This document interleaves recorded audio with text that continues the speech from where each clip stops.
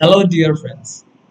അപ്പോൾ നമ്മൾ CMA June 2023 financial management previous year ക്വസ്റ്റിന്റെ ഡിസ്കഷൻ ആയിരുന്നു നമ്മൾ ചെയ്തുകൊണ്ടിരുന്നത്.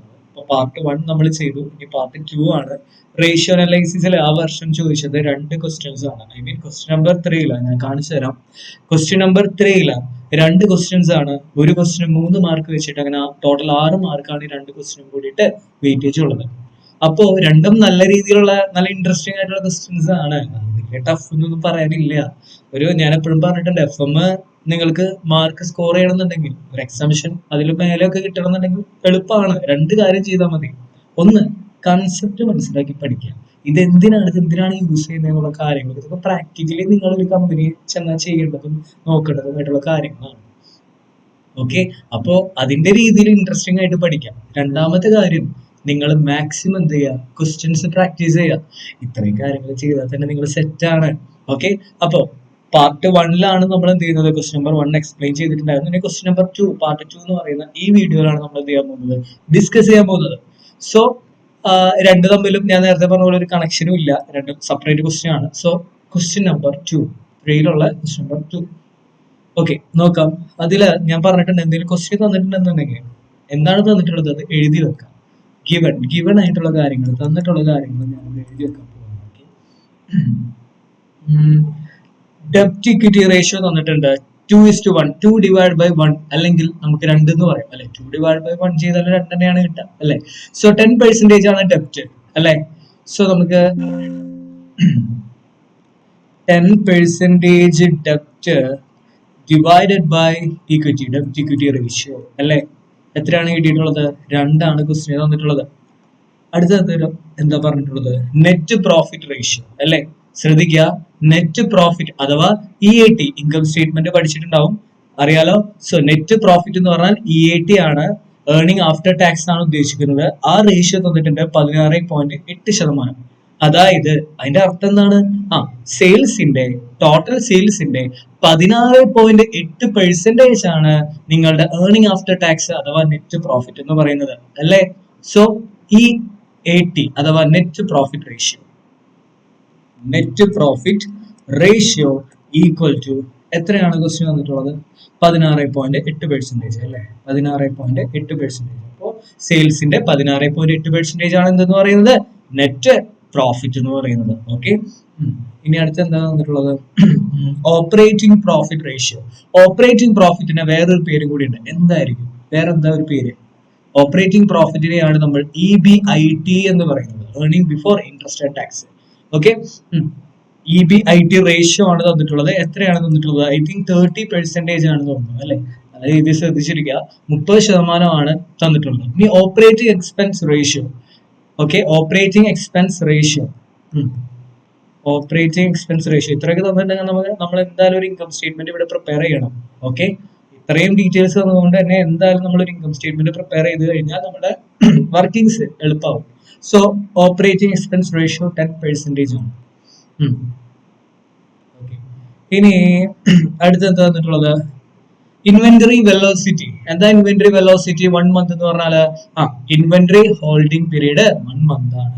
IHP അഥവാ ഇൻവെന്ററി ഹോൾഡിംഗ് പീരീഡ് എന്ന് പറയുന്നത് 1 month എന്ന് തന്നിട്ടുണ്ട്. ഓക്കെ, ഇനി അടുത്ത് എന്താ തന്നിട്ടുള്ളത്?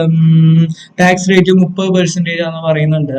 Okay, tax rate 30% land and building, machinery, ഇതൊന്നും വേണ്ട. ഓക്കെ, ഇൻവെന്ററി തന്നിട്ടുണ്ട് അല്ലെ. യെസ്, ഇൻവെന്ററി ആവശ്യം വരും, കാരണം ഇൻവെന്ററി ഹോൾഡിംഗ് പീരീഡ് തന്നിട്ടുണ്ട്. സോ അപ്പൊ നമുക്ക് എന്തെങ്കിലും കണ്ടുപിടിക്കാൻ വേണ്ടി ഇൻവെന്ററി ആവശ്യം വരും. 1,40,000 ആണ് തന്നിട്ടുള്ളത് അല്ലെ.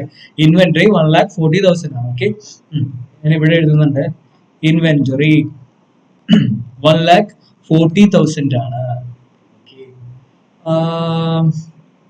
പിന്നെ എന്താ തന്നിട്ടുള്ളത്? ഡെപ്റ്റേഴ്സ് തന്നിട്ടുണ്ട്, അല്ലെങ്കിൽ ട്രേഡ് റിസീവബിൾ തന്നിട്ടുണ്ട്. ആവറേജ് ഡെപ്റ്റേഴ്സ് എത്രയാണ് വരാ? 2,20,000.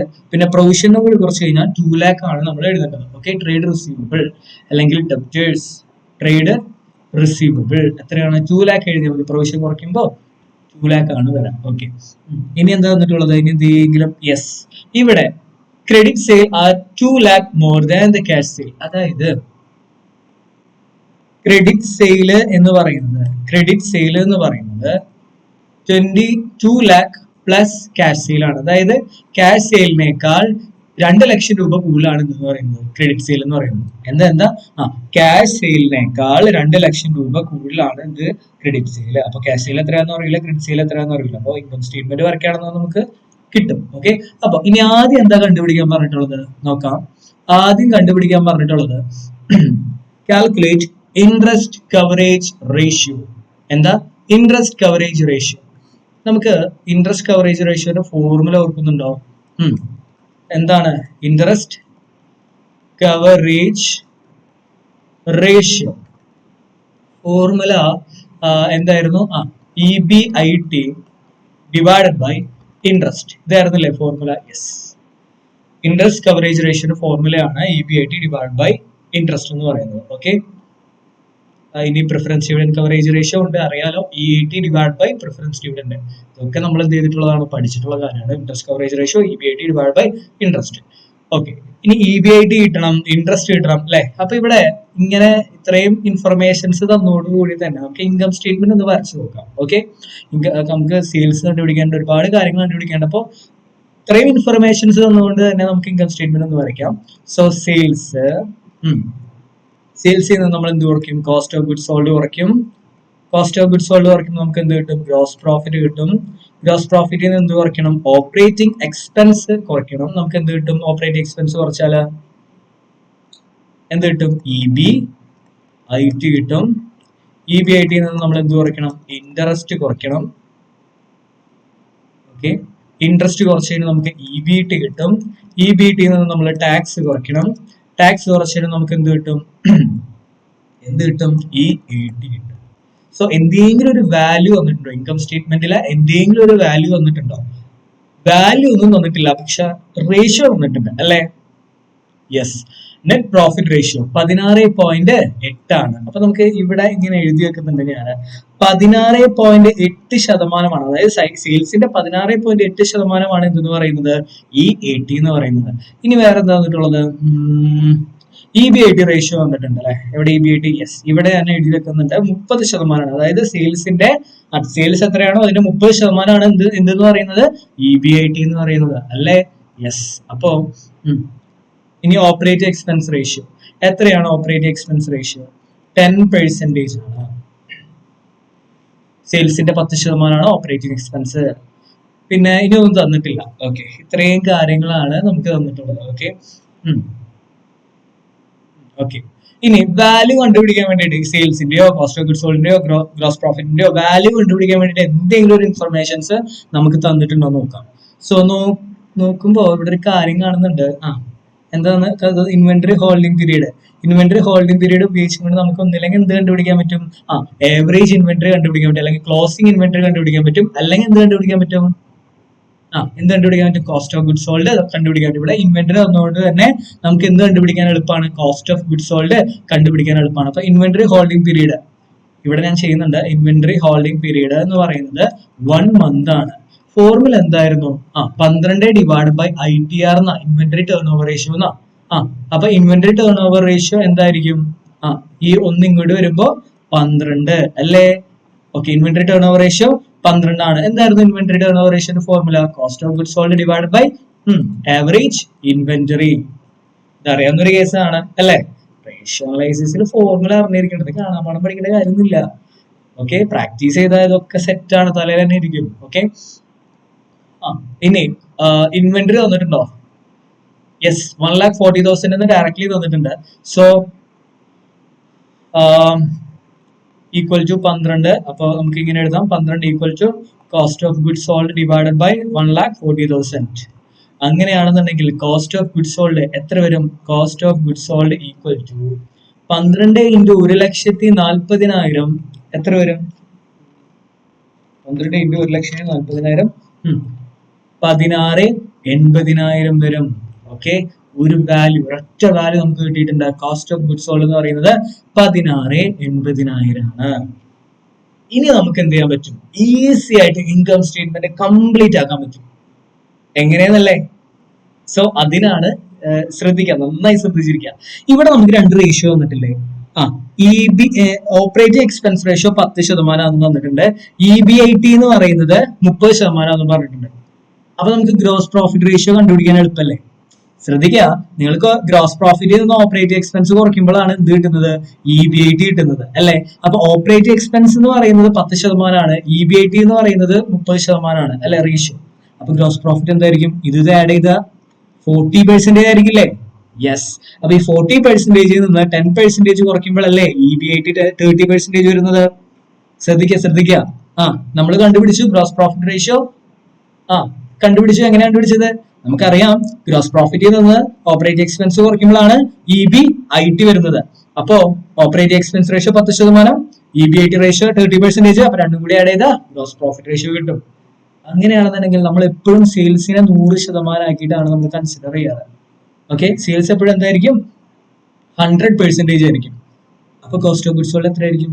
60% ആണ് അല്ലേ?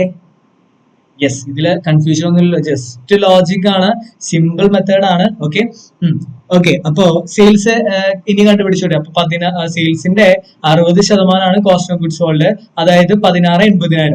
അപ്പൊ 16,80,000 ഡിവൈഡഡ് ബൈ 60% ചെയ്താൽ മതി. ഇത് ഡിവൈഡ് ബൈ 60% ചെയ്താൽ നമുക്ക് ഓട്ടോമാറ്റിക്കലി എന്ത് കിട്ടും? സെയിൽസ് കിട്ടും. 100%ലേക്ക് കൺവേർട്ട് ചെയ്യാന്ന് പറയും അല്ലെ. 60% ചെയ്താൽ 28 lakh കിട്ടും.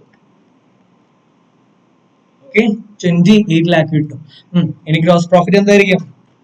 40% എന്ന് പറയുമ്പോ 11,20,000 അല്ലെ. യെസ്. ഓപ്പറേറ്റിംഗ് എക്സ്പെൻസ് 2,80,000 അല്ലെ. സെയിൽസിന്റെ 10%. അതാണ് ഓപ്പറേറ്റിംഗ് എക്സ്പെൻസ് 10%. 2,80,000 കുറയ്ക്കുമ്പോ എത്ര കിട്ടും? 8,40,000 കിട്ടും. ഇനി എന്താ ചെയ്യുക? ഇനി അടിയിൽ എന്തെങ്കിലും റേഷ്യോ വന്നിട്ടുണ്ടോ? യെസ്. EAT വന്നിട്ടില്ലേ? EAT എന്ന് പറയുന്നത് എന്താണ്? 16.8% അല്ലേ. സെയിൽസ് 28 ലക്ഷം അല്ലേ. 28 ലക്ഷത്തിന്റെ 16.8% 47,400. ടാക്സിന്റെ റേറ്റ് നമുക്കറിയാം 30% ആണെന്നറിയാം. ഓക്കെ. EBT നിന്ന് 30% കുറയ്ക്കുമ്പോഴാണ് എന്ത് വരുന്നത്? EBT നിന്ന് 30% കുറച്ചിട്ട് EBT കിട്ടിയിട്ട് അതിന്റെ 30% ടാക്സ് കൊടുത്തതിന് ശേഷമാണ് നമുക്ക് എന്ത് കിട്ടുന്നത്? EAT കിട്ടുന്നത്. അപ്പൊ ഇത് 70% ആയിരിക്കില്ലേ? ഇത് ഡിവൈഡ് ബൈ 70% ചെയ്താൽ നമുക്ക് ഓട്ടോമാറ്റിക്കലി എന്ത് കിട്ടും? EBT കിട്ടും. നോക്കാം. 67,2000. ഓക്കെ. നമുക്കറിയാം EBT നിന്ന് ടാക്സ് കുറച്ചാലല്ലേ EAT കിട്ടുക. ടാക്സ് എന്ന് പറയുന്നത് 30%. അപ്പോ EBT 100% ആയിട്ട് അസ്യൂം ചെയ്യേണ്ട കാര്യമില്ല, 100% തന്നെയാണ്. അതിൽ നിന്ന് ടാക്സ് കുറച്ചാലാണ് നമുക്ക് എന്ത് കിട്ടുക? EAT കിട്ടുക. EAT അപ്പൊ 70% അല്ലേ. അതിന് 100%ലേക്ക് ആക്കിയാൽ, അതായത് ഡിവൈഡ് ബൈ 70% ചെയ്താൽ നമുക്ക് എന്ത് കിട്ടും? EBT കിട്ടും. ഓക്കെ ആണോ? യെസ്. അപ്പൊ ടാക്സിന് കണ്ടുപിടിക്കേണ്ട കാര്യമൊന്നുമില്ലല്ലോ. ഇൻട്രസ്റ്റ് ആണ് നമുക്ക് ഇവിടെ ആവശ്യം അല്ലെ. ഇൻട്രസ്റ്റ് എത്രയായിരിക്കും? ഇതിന്റെ ഡിഫറൻസ്, EBIT-യുടെയും EBT-യുടെയും ഡിഫറൻസ് നോക്കിയാൽ മതി. നമുക്ക് എന്ത് കിട്ടും? ടാക്സ് കിട്ടും. ഇൻട്രസ്റ്റ് കിട്ടും. എത്ര വരുന്നത്? 16,8000 കിട്ടും. ഇനി നിങ്ങൾക്ക് ഇൻട്രസ്റ്റ് കവറേജ് റേഷ്യോ കണ്ടുപിടിക്കാൻ പറ്റൂലേ? EBIT ഉണ്ടല്ലോ. ഇൻട്രസ്റ്റ് കവറേജ് റേഷ്യോയുടെ ഫോർമുല എന്തായിരുന്നു? EBIT divide by interest. EBIT എത്രയാ? 8. ഇൻകം സ്റ്റേറ്റ്മെന്റ് നോക്ക്. 8,40,000 അല്ലേ. ഇൻട്രസ്റ്റ് എത്രയാ? 16,8000 അല്ലേ. ചെയ്ത് 8,40,000 ഡിവൈഡ് ബൈ 16,8000 5 കിട്ടും. 5 ടൈംസ് എന്നാണ് interest coverage ratio meaning. Okay. Set ആണോ? 5 ടൈംസ് ആണ് നമുക്ക് ആൻസർ ആയിട്ട് കിട്ടുന്നത്. 5 ടൈംസ് ആണ്. ഇതൊക്കെ റെഡി ആണെന്ന് വിചാരിക്കുന്നു, സെറ്റ് ആണെന്ന് വിചാരിക്കുന്നു. നമ്മളിവിടെ ഒന്നും ചെയ്തില്ല. ആകെ ഇൻകം സ്റ്റേറ്റ്മെന്റ് ആദ്യം എന്താ ചെയ്ത? ഇൻകം സ്റ്റേറ്റ്മെന്റ് ഒന്ന് വരച്ചു വെച്ചു.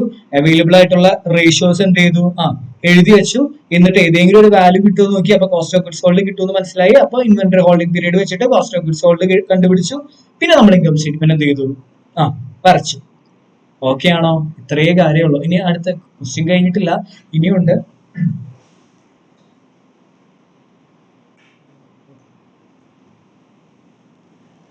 ഓക്കെ, ശ്രദ്ധിക്കാം. അടുത്ത ക്വസ്റ്റ്യൻ എന്തായിരുന്നു? Okay, trade receivable turnover ratio അല്ലെ. ഡെപ്റ്റേഴ്സ് ടേൺ ഓവർ റേഷ്യോ ആണ് അടുത്ത് കണ്ടുപിടിക്കുന്നത്. ഓക്കെ, നമുക്ക് നോക്കാം. So debtors turnover ratio ആണ് നെക്സ്റ്റ് ക്വസ്റ്റ്യൻ. ഓക്കെ, എന്തായിരുന്നു ഫോർമുല? ഡെപ്റ്റേഴ്സ് ടേൺ ഓവർ റേഷ്യോന്റെ credit sale divided by average debtors അല്ലെ. സോ ആവറേജ് ഡെപ്റ്റേഴ്സ് നമ്മൾ ഇവിടെ ക്വസ്റ്റ്യൻ തന്നെ തന്നിട്ടുണ്ട്. എത്രയാണ് ട്രേഡ് റിസീവബിൾ? എത്രയാണ്? 2 ലക്ഷമാണ് അല്ലെ. സോ ആവറേജ് ഡെപ്റ്റർ തന്നിട്ടുണ്ട് 2 ലക്ഷം തന്നിട്ടുണ്ട്. ഇനി ക്രെഡിറ്റ് സെയിൽ ആണ് കണ്ടുപിടിക്കേണ്ടത്. അപ്പൊ ക്രെഡിറ്റ് സെയിൽ എന്ന് പറയുന്നത് ശ്രദ്ധിക്കുക, ക്രെഡിറ്റ് സെയിൽ എന്ന് പറയുന്നത് ക്യാഷ് സെയിലിന്റെ ക്യാഷ് സെയിൽ പ്ലസ് 2 lakh ആണ്. അതായത് ക്യാഷ് സെയിലിനേക്കാൾ 2 ലക്ഷം രൂപ കൂടുതലാണ് എന്ന് പറയുന്നത് ക്രെഡിറ്റ് സെയിൽ എന്ന് പറയുന്നത് അല്ലേ. ക്രെഡിറ്റ് സെയിൽ എന്ന് പറയുന്നത് ക്യാഷ് സെയിലിനേക്കാൾ 2 ലക്ഷം രൂപ കൂടുതലാണ്. അപ്പോ ക്യാഷ് സെയിലിൽ നിന്ന് 2 ലക്ഷം രൂപ ആഡ് ചെയ്ത് നമുക്ക് ക്രെഡിറ്റ് സെയിൽ കിട്ടും അല്ലേ. നമുക്ക് ഇവിടെ തന്നിട്ടുള്ളത് എന്താണ്? ടോട്ടൽ സെയിൽസ് തന്നിട്ടില്ല, നമ്മൾ കണ്ടുപിടിച്ചിട്ടുണ്ട് അല്ലെ. ടോട്ടൽ സെയിൽസ് എത്രയാണ്? 28 ലക്ഷമാണ് നമ്മൾ കണ്ടുപിടിച്ചിട്ടുള്ളത്. എവിടെ? യെസ്, 28 ലക്ഷം നമ്മൾ കണ്ടുപിടിച്ചിട്ടുണ്ട്. ഓക്കെ ആണോ? യെസ്. ഓക്കെ. ടോട്ടൽ സെയിൽസ് എന്ന് പറയുമ്പോ ക്രെഡിറ്റ് സെയിൽ പ്ലസ് ഫുള്ളായിട്ട് എഴുതാം.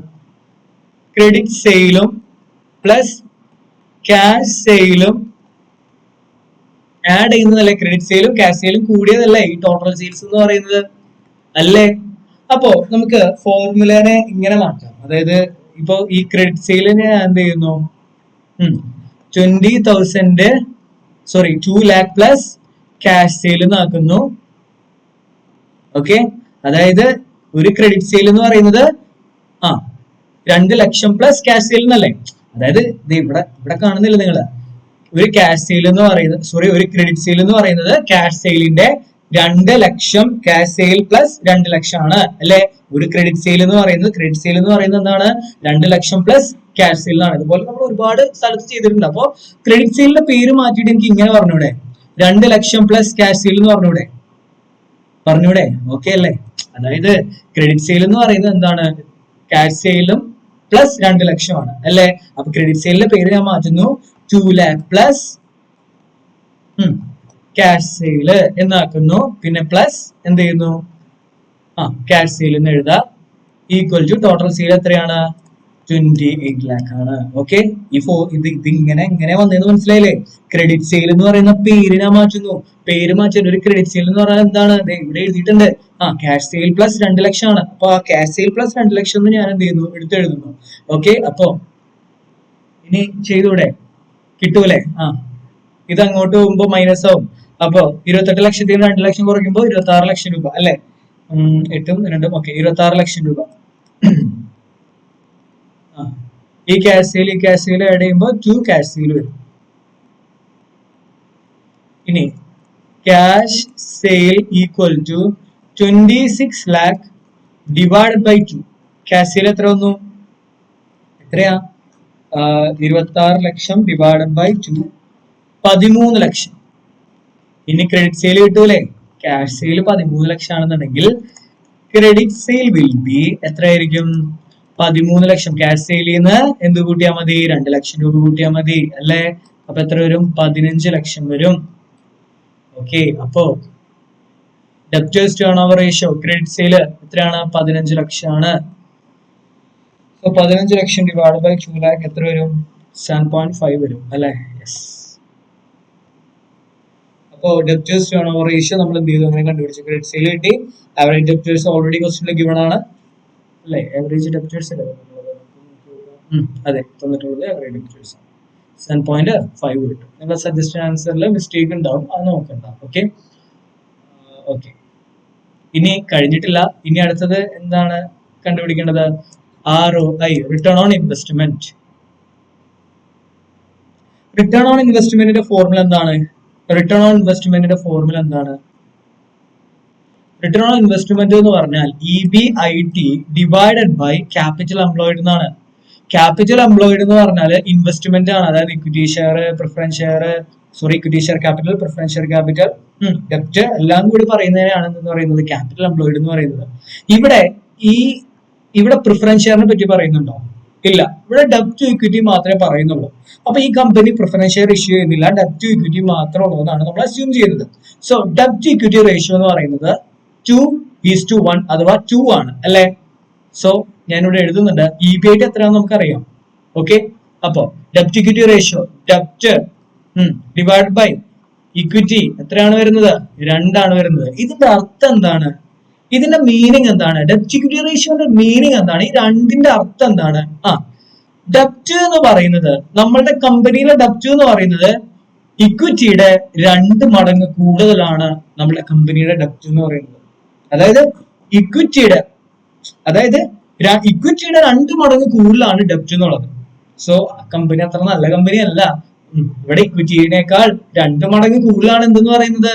ഡെപ്റ്റ് എന്ന് പറയുന്നത്. മനസ്സിലാവുന്നുണ്ടോ? അതായത് നിങ്ങളുടെ ഇക്വിറ്റിയേക്കാൾ 2 മടങ്ങ് കൂടുതലാണ് എന്തെന്ന് പറയുന്നത്? ഡെപ്റ്റ് എന്ന് പറയുന്നത്. അതായത് നിങ്ങളുടെ ഇക്വിറ്റി ഷെയർ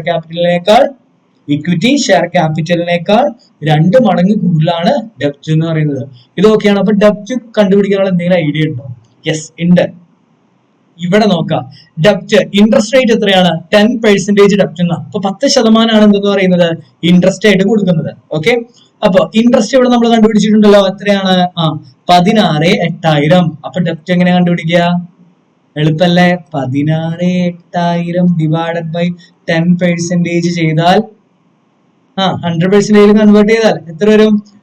16,800 ഡിവൈഡ് ബൈ 10%. 16,80,000 രൂപയാണ് എന്തെന്ന് പറയുന്നത്? ഡെപ്റ്റ് എന്ന് പറയുന്നത്. എങ്ങനെയാണെന്ന് മനസ്സിലായില്ലേ? ഇൻട്രസ്റ്റ് എന്ന് പറയുന്നത് ഇൻകം സ്റ്റേറ്റ്മെന്റിൽ നമ്മൾ കണ്ടുപിടിച്ചു. എവിടെ ഇൻകം സ്റ്റേറ്റ്മെന്റ്? യെസ്, ഇതിൽ ഇൻട്രസ്റ്റ് എന്ന് പറയുന്നത് എത്രയാണ്? 16,800 അല്ലേ? ഓക്കെ, ഡെപ്റ്റ് എന്ന് പറയുന്ന എത്ര എമൗണ്ട് ആണെന്ന് അറിയില്ല, പക്ഷെ പെർസെന്റേജ് അറിയാം. 10% ഇൻട്രസ്റ്റ് കൊടുക്കുന്നതെന്ന് അറിയാം. അതായത് ഡിബഞ്ചർ ഇൻവെസ്റ്റ് ചെയ്ത എമൗണ്ടിന്റെ 10% നമ്മൾ എന്തെന്ന് പറയുന്നത്? റിട്ടേൺ ആയിട്ട്, ഇൻട്രസ്റ്റ് ആയിട്ട് കൊടുക്കേണ്ടതെന്ന് അറിയാം. സോ ഇൻവെസ്റ്റ് ചെയ്ത എമൗണ്ട് അപ്പൊ എത്രയായിരിക്കും?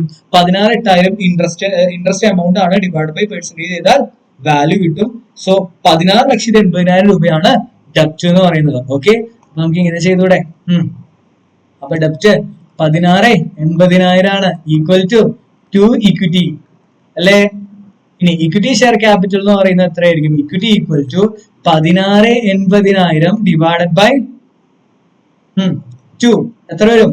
ഇത് ഇങ്ങോട്ട് പോയാല് അറിയാലോ, കാൽക്കുലേഷൻ ആണ്. ഓക്കെ, 8,40,000. ഓക്കെ, അപ്പൊ നമ്മുടെ ക്യാപിറ്റൽ എംപ്ലോയിഡ് എന്ന് പറയുന്നത് ഡെപ്റ്റ് എത്ര ഉണ്ട്? ഡെപ്റ്റ് 16,80,000. ഇക്വിറ്റി എത്രയുണ്ട്? 8,40,000. അപ്പൊ ടോട്ടൽ ക്യാപിറ്റൽ എംപ്ലോയിഡ്, പ്രിഫറൻസ് ഷെയറിനെ പറ്റിയിട്ട് ഒന്നും പറയുന്നില്ല ഇവിടെ. അപ്പൊ ടോട്ടൽ ക്യാപിറ്റൽ എത്രയാണ്? 25,20,000 ആണ്. ഓക്കെ, സെറ്റ് അല്ലേ? കൺഫ്യൂഷൻസ് ഒന്നുമില്ലല്ലോ. സോ EBIT എത്രയാണ് നമ്മൾ കണ്ടുപിടിച്ചിട്ടുള്ള ഇൻകം സ്റ്റേറ്റ്മെന്റ് നോക്കാം. EBIT എന്ന് പറയുന്നത് 8,40,000 ആണ് അല്ലേ? യെസ്. സോ നമുക്ക് ഈ ഫോർമുല അങ്ങോട്ട് എക്സിക്യൂട്ട് ചെയ്താൽ മതിയല്ലേ? 8,40,000 EBIT divide by capital employed എന്ന് പറയുന്നത് 25,20,000 അല്ലേ? എത്ര വരും? ഡിവൈഡ് ബൈ 25,20,000 എത്ര വരും? 33.33% ആണ് ആൻസർ ആയിട്ട് വരാം. ഓക്കെ, കൺഫ്യൂഷൻസ് ഒന്നുമില്ലല്ലോ. സെറ്റ് അല്ലേ? ഓക്കെ, സോ ഇത്രയേ ഉള്ളൂ. വളരെ എളുപ്പമാണ്. നിങ്ങൾ എന്ത് ചെയ്യുക? ചെയ്തു നോക്കാം. ഓക്കെ.